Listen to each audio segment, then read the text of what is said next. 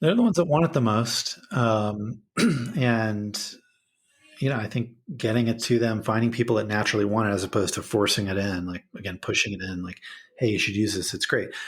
I'd rather say, hey, this thing I have no idea if it's any good or not. I want you to use it. It costs $1,000 a year, but I'm going to give it to you for free.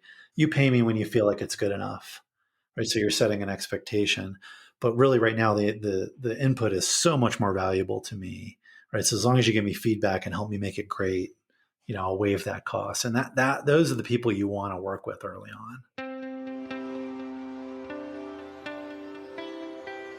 Are you looking for ways to shorten your marketing learning curve and help your organization survive and thrive? Welcome to Relish This, the Purpose Marketing Podcast, a show for purpose-focused leaders who want to use marketing techniques to fuel their organization's growth.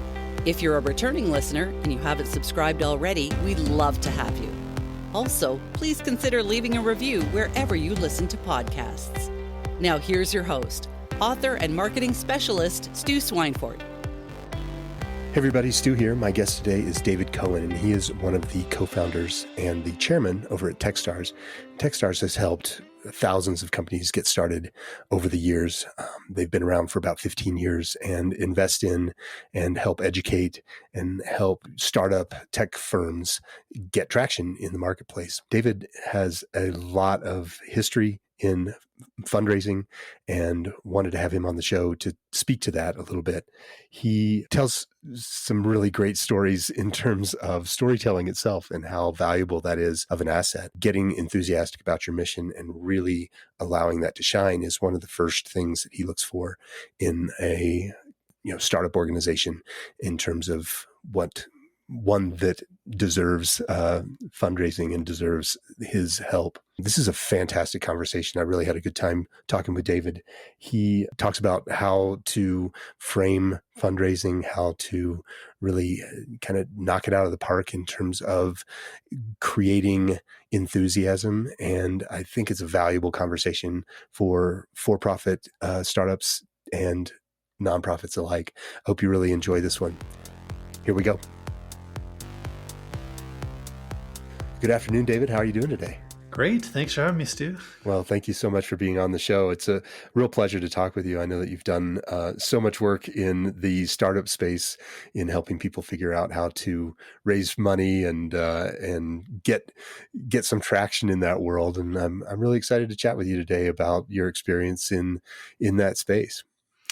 Yeah, me too. It's it's been 15 years, and I feel like I've seen all the patterns across most of the startups we work with. So happy to share anything I can to be helpful. Well, I appreciate that. I know Techstars tends to focus in the startup tech world, as the name might suggest. You also have a foundation that you started that does help give some grants to nonprofits. And what are some of the interesting things that you see happening in that world of trying to raise funds, whether that's for nonprofits or for profits? Well, here we are in the middle of hopefully coming back from the pandemic and some downturns 2023, and of course it's super easy to raise money right now. No, it's not. I've been doing this with startups, just for context, for almost 20 years. 15 years at Techstars. We've worked with 3,300 startups. We got about 2,500 of those funded by external investors. We're doing that all over the world. And then our foundation tries to support efforts to improve diversity and inclusion in the tech space. And so we have the for-profit piece, which is our core business. And then, of course, the nonprofit, which tries to help with inclusion. And, it's tough right now. People are, cutting back and focusing on things that they know are working or that have impact. It's harder to get new things funded. And of course, what we do is a lot of new things, right? Both in our for-profit investing and in our nonprofit, which tends to focus on new organizations, new nonprofit organizations that can have scalable impact. So it's just a challenging time right now, but this wave comes and goes, and this too shall pass. Yeah, it seems like you've probably ridden this guy a few times now, given that you've been around for about 15 years. We've we've certainly seen some ups and downs during the course of that time. When people are going out and starting to explore that opportunity for fundraising and for kind of that initial investment thrust that startups need. Even in the for-profit space, what are some of the things that you recommend people have teed up before they start going out and really asking for a larger round of funding?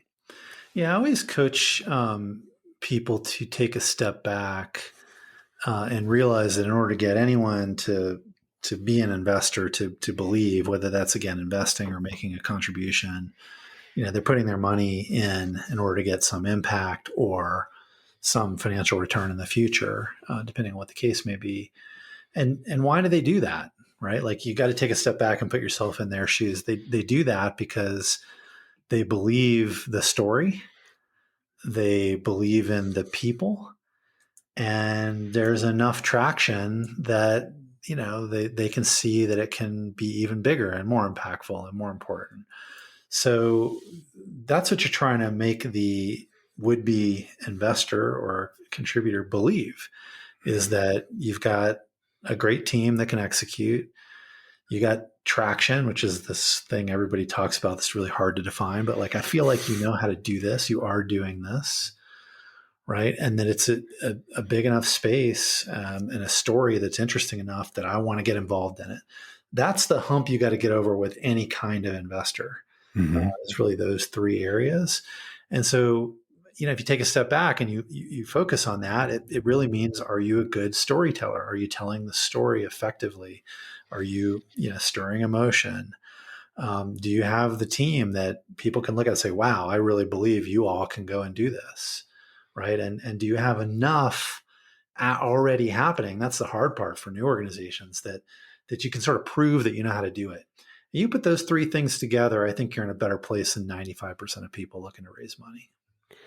Yeah, it's amazing how much storytelling can be a benefit to organizations. I remember really early on here at Relish, we decided we needed to do some PR, and we went out and we hired a PR firm, and we pretty quickly realized that we just hadn't even thought about what story we were supposed to be telling or what would resonate with people.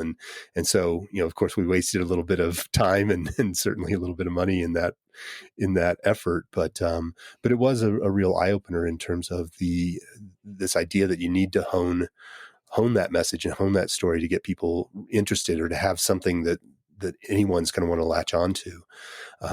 Is that typically when you are working with people in that startup space? It sounds like they need to be far enough along that they have a little bit of a team in order to kind of prove out the theory. Is that kind of where you tend to come into action? Yeah, I mean, if you take the dimensions of it, I mean, team, look, when you're just getting started, it's probably just you, or maybe you've got a few people, and that's the challenge is, what have these people done before is what they're going to look at as investors. Okay.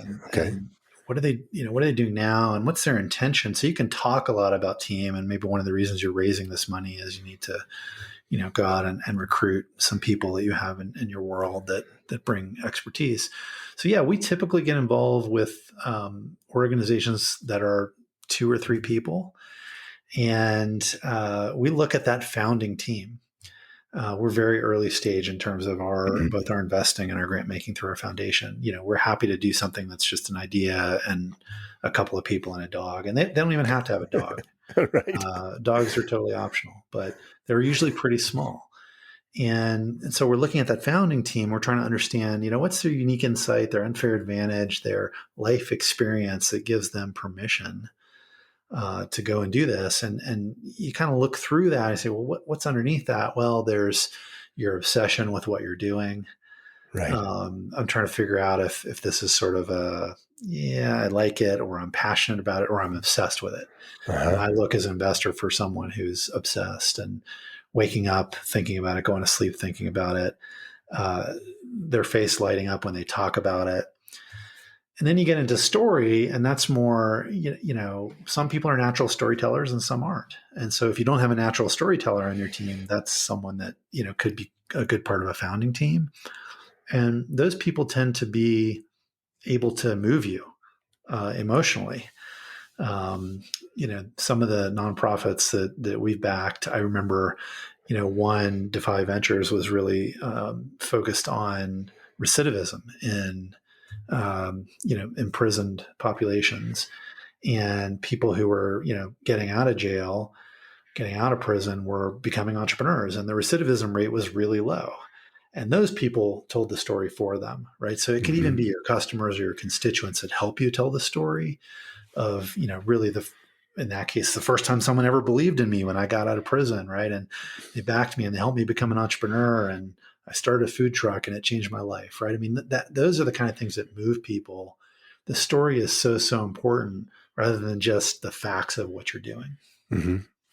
When going out and talking with either corporate sponsors or partners, or trying to secure larger donors, how much would you say playing into this idea that those people need to be the hero of the story?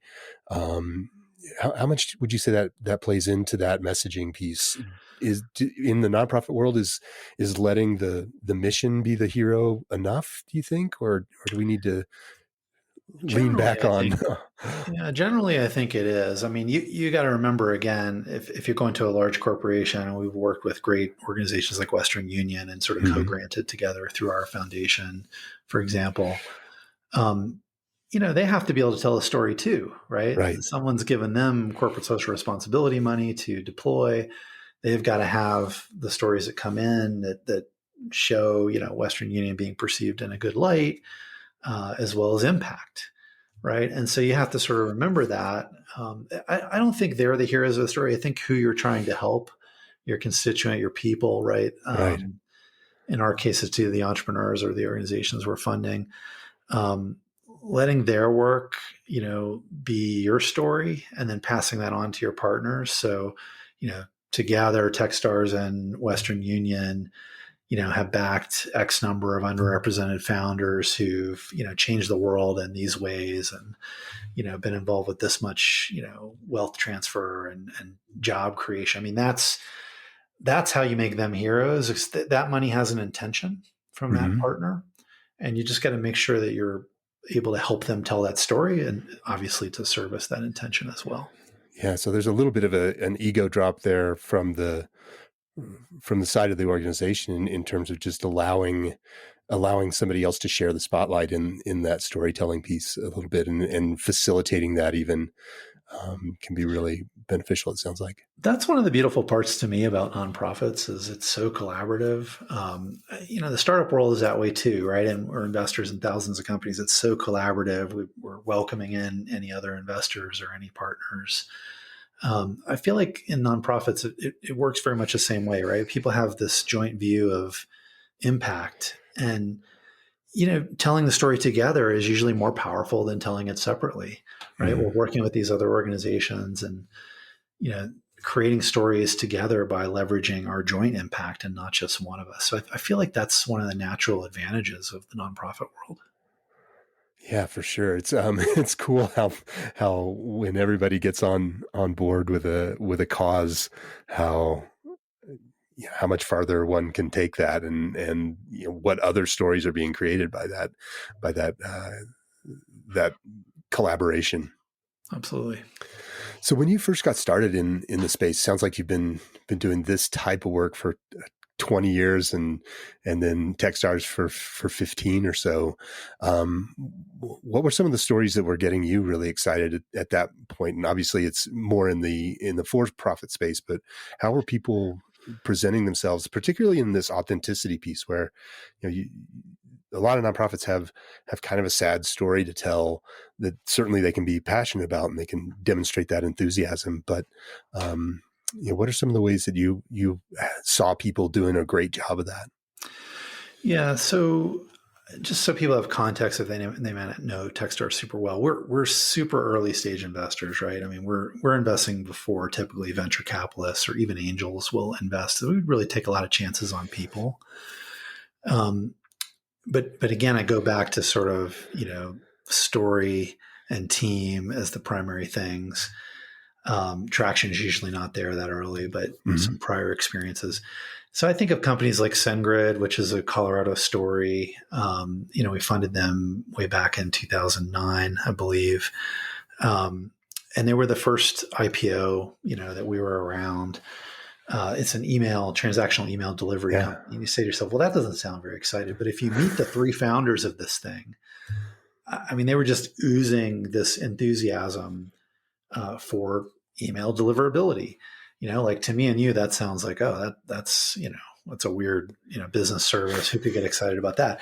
These guys would talk about, SMTP and, all of these protocols all day long, and it would make them smile, and you could see it on their face. And if you had a problem with your email, they would jump in and, be the happiest people to try to help you, not to try to make you a customer, but just to help you because they understood it. They had experiences with their own prior companies and having problems getting email delivered. And they realize how big a problem it is for someone like Amazon. If 1% of their email doesn't get delivered, it's something like, hundreds of millions of dollars a year in lost sales. Right. Right. It can be really big. And this isn't spam. These are emails people want to get. So they got really excited about it. And at first I thought they were faking it. But then I watched them do customer support for free for anybody that would call, even if they weren't a customer that had an email problem. Right. And you sort of see this passion for it. You see this genuine obsession. And then you see a team that actually knows what they're talking about. Right. Coupled with like, hey, some people are starting to buy this. So, easy thing to invest in. And over time, they were very focused on their culture and building a team. So, there's a lot of stories like this. We've funded now 22 unicorns. These are companies that are worth $1 billion or more over the last 15 years. So about one a year, a little bit more. And they all have this stuff in common, right? So when I talk about what people are looking for, I've got this pattern matching from thousands of companies, but I've seen how it really matters for the ones that get huge. Yeah, that's a really cool story to share, because I think that it can get, one can get a little disillusioned if things aren't happening as quickly as you'd like, and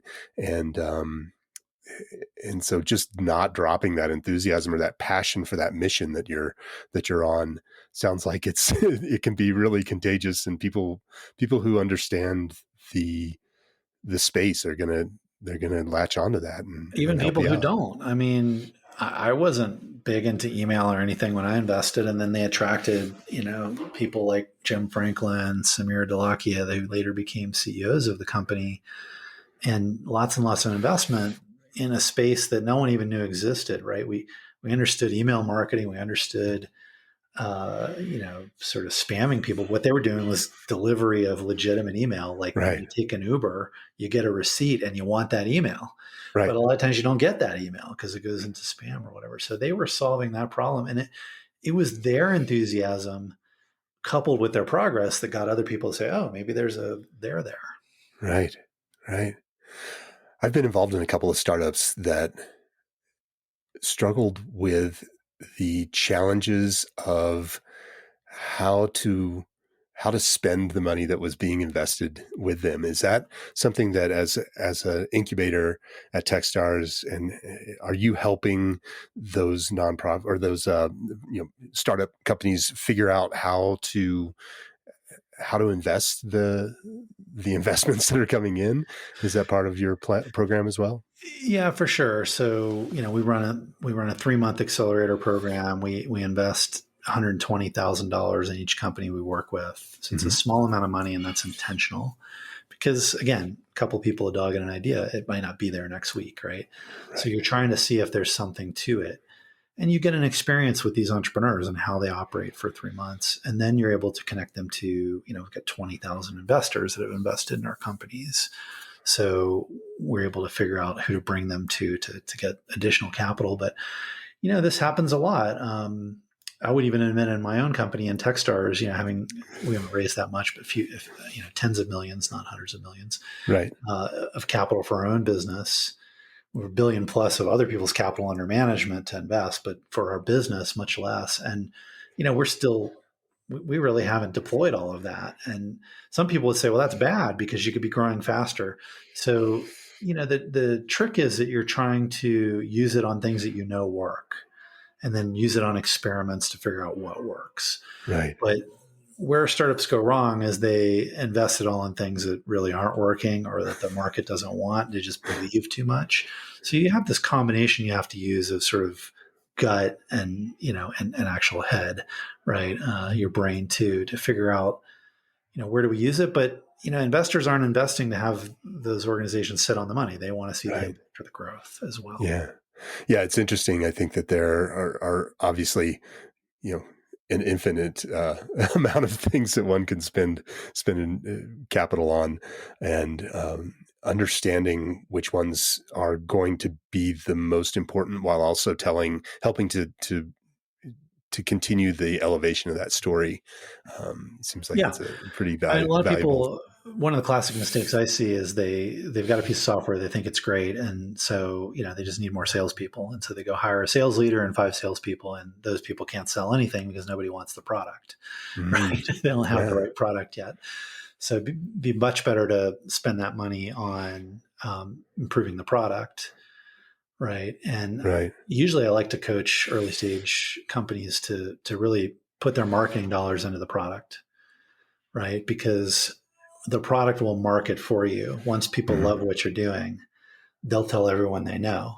Right. So that's your early marketing versus press releases and spending money on, quote unquote Ads marketing and activities and yeah. ads and things like that, which often are just premature until the market is pulling you. It's very hard to push into it.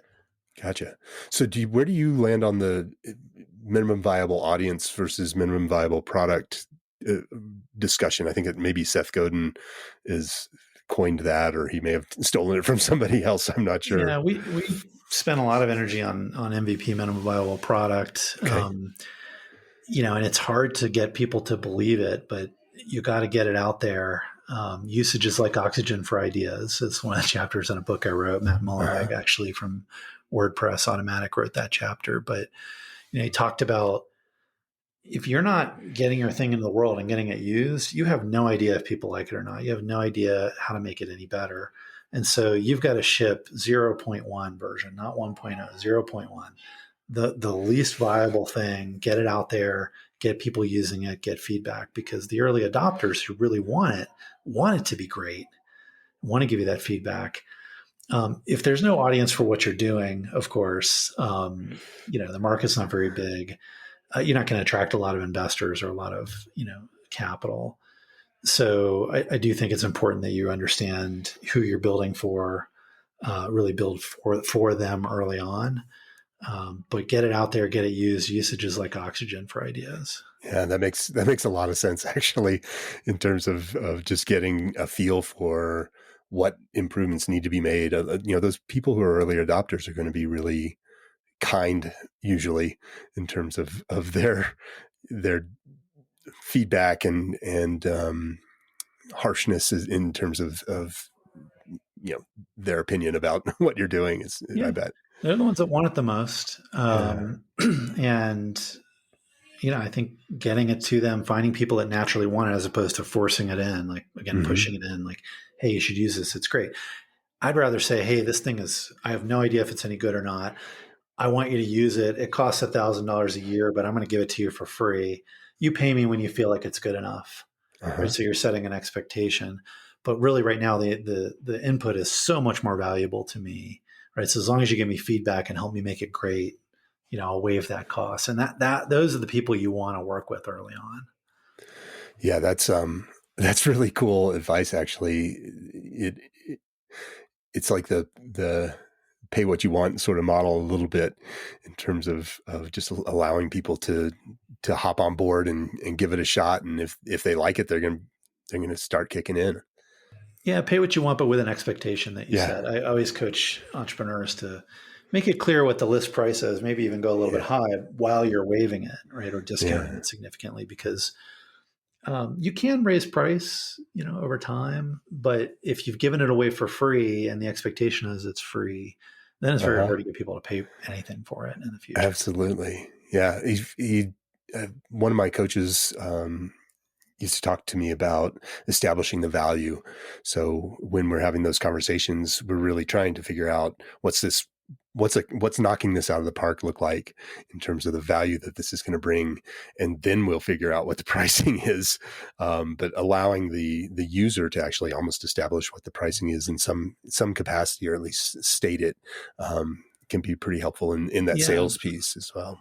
We actually even will refer to it sometimes as the 1 cent problem, right? Like you got to charge them a penny because they got to give you the credit card. They got to give you establish that it's something Yeah. they pay for. Yeah. And it's kind of funny, but like even that works. And, I remember again, back to the SunGrid story, I was on the board there from inception to IPO and we raised the prices like 8 times. I think Uh-huh. we kind of doubled the price like 8 times in that period. And, nobody blinked. I mean, we lost 5% of users or whatever, which is totally Right. worth it if you do the math. Um, and, it became a product that people were excited about. But I think if we were giving it away for free from day one, we would have been open to a lot of challenge and raising any prices at all, or even establishing a price originally. So I think you have to establish value. Then you can actually increase it or decrease it depending on the market needs over time. Yeah, for sure. We talk about creating transactional relationships. So, normally the first kind of relationship that you have is an exchange of time, right? Someone comes to the site and they give you a little bit of their time to figure out if this is something that they're even interested in. So, by providing value on the site with messaging and material that then you've created a somewhat of a transactional relationship. But then when you can escalate that into that monetary transaction, people are now, they see you as somebody that they're willing to give money to, even if it's just a little bit. It's easier to get them to give you more based upon the kind of relationship that you're building there. Yeah. And the shortcut, I think that's all true. The shortcut is then word of mouth in the market, right? That everyone says, oh my gosh, this thing's amazing. And you get to bypass a lot of that.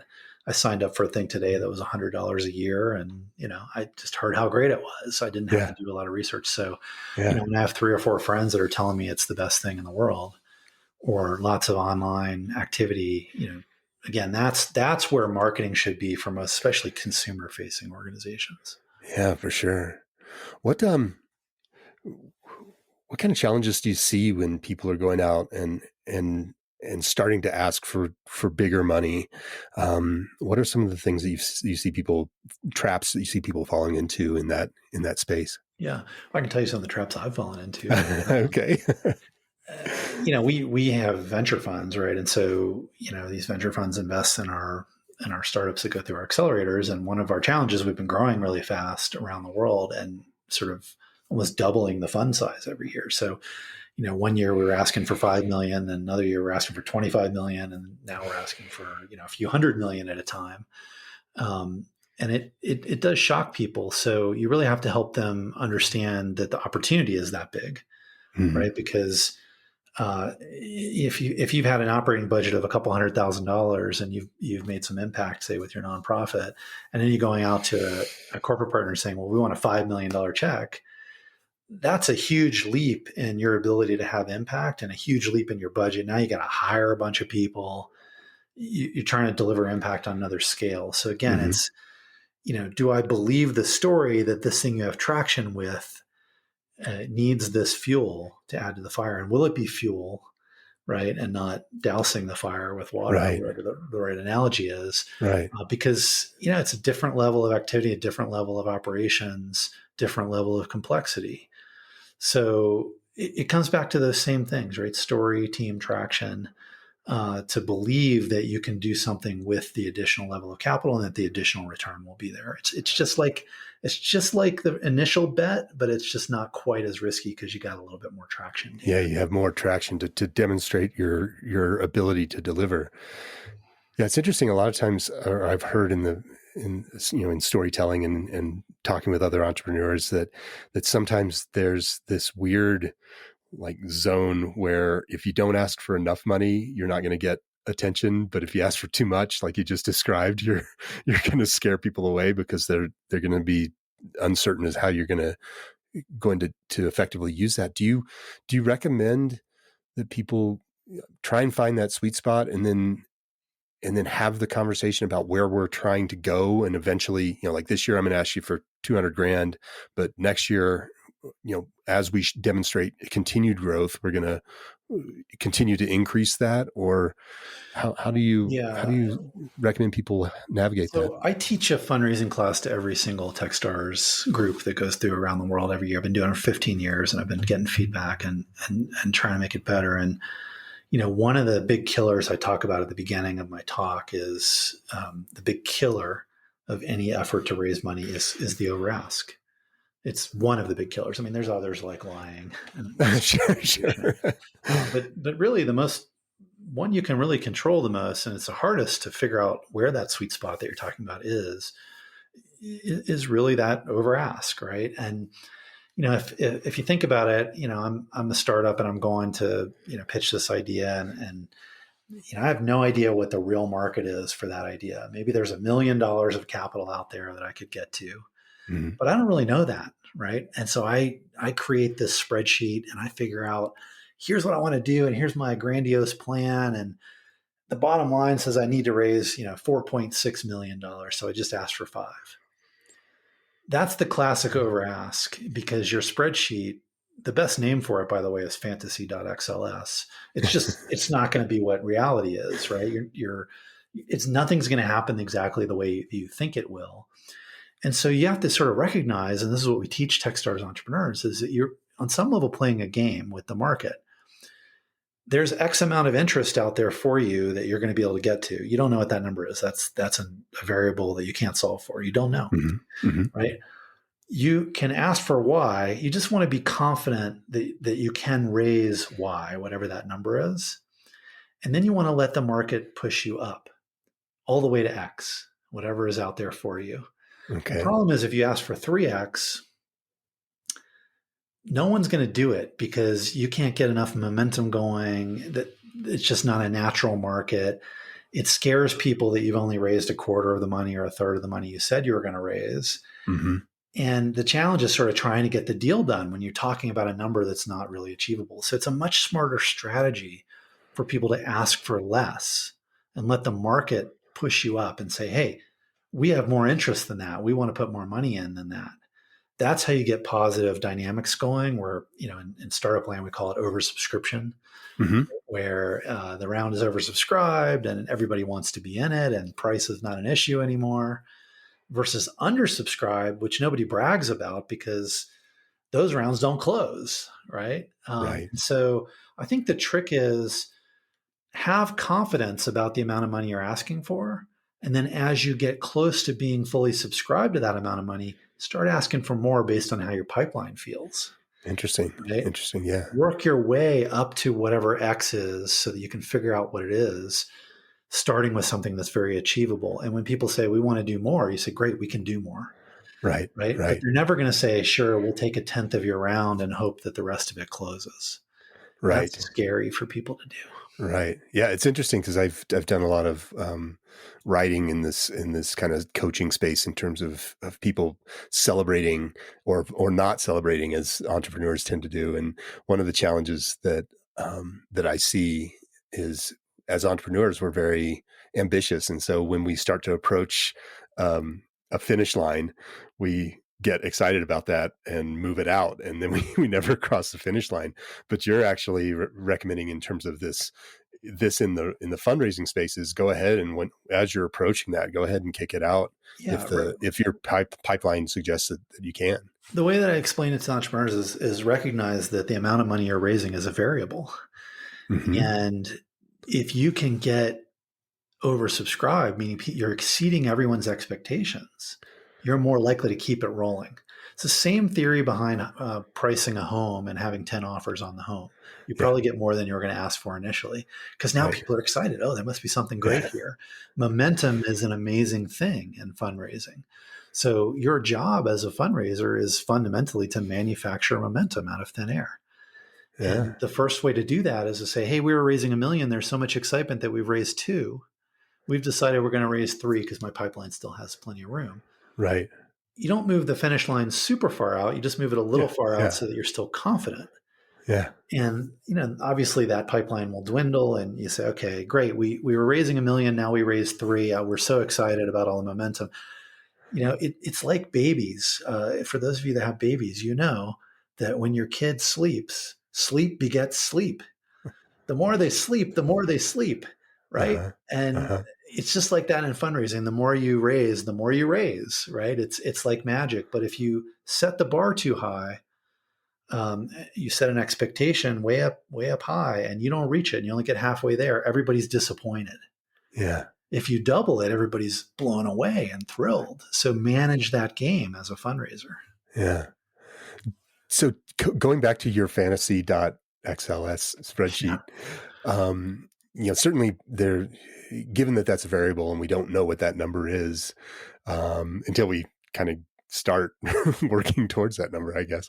Do you recommend filling out the fantasy spreadsheet and then taking some kind of percentage from that you deem as realistic or reasonable to start, or what's the formula there, or is there a formula there? I think the spreadsheet's a great exercise for you to do as the proprietor of the organization, right, or the CEO, whatever you want to call it. And the main reason it's a great thing to do is it helps you understand what drives the business forward or the organization forward. What are the inputs that really move the needle here? Do I have to get more people to do X? And the more people I get to do X, the more, this works. And that's really what investors want to look for too. But then recognize that like your perfect scenario is just by definition wrong. No one has ever created a fantasy.xls that was correct. Right. It just does not happen, right? The numbers don't always work, but it's a model. So recognize that it's just a model. And in that model, you can have plan A, plan B, and plan C. Plan A is I'm able to raise $1 million, and plan B is I'm able to raise $3 million, and plan C is I'm able to raise $10 million. Now, when you're speaking to a $10 million donor, of course you would label plan C plan A. Right. When you're speaking to a $500,000 donor, of course you would only show them, plan A. Mm-hmm. And so you can show different people different plans using the same model to show the impact. And when they say, hey, we'd like to invest more, you say, great, I have this, second plan that requires 3 million. Mm-hmm. Here's what we could do. And here's the leverage we get. And so comparing them is where the magic is versus having a model that is just by definition wrong.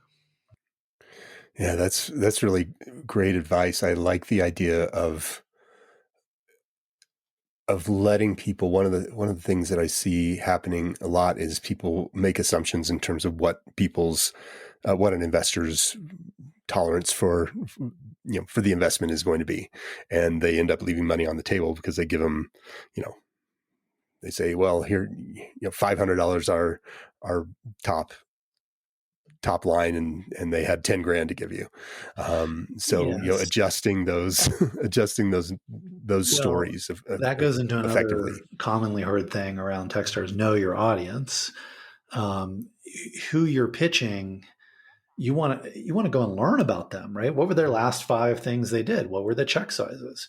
I always tell people in our world in venture capital, don't go to Bessemer Venture Capital and pitch them for $100,000. They don't do that. Right.